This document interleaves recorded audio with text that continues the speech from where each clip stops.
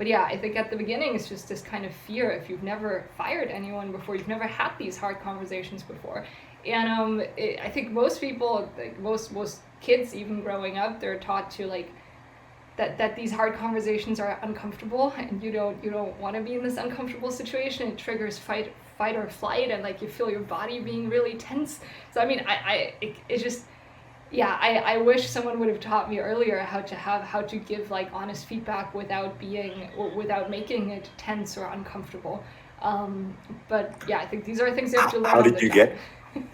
How did you get comfortable with that? So, I mean, I think what you said about the support group, like I do have a few CEO friends that I talk to a bunch, but then also a coach that I talk to. And I think these conversations are not less uncomfortable right now, or they are less uncomfortable. Like I coming from, I used to be the kind of person who would like avoid giving feedback or like just suck things up or be like, oh, it wasn't that bad, until like it all accumulates and it's just too bad, and then you have to have a really serious conversation.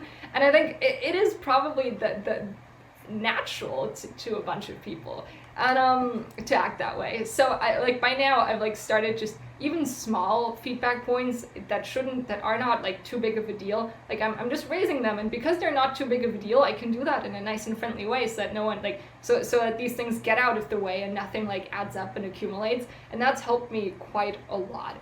And I don't know, at the beginning I thought I'd be petty raising tiny things and like just always giving feedback about like issues that are not a big deal. But by now it feels much better to get it off my plate, and I think it's also much better for the team to know what I'm actually thinking. And so that's been good. But the really uncomfortable conversations, they're still uncomfortable. But I think by now I also think about it from the perspective of like, ideally I'm dealing with team members, and like by now I'm dealing with team members who are like more senior, more of the execs. So they've had those conversations before. They should like.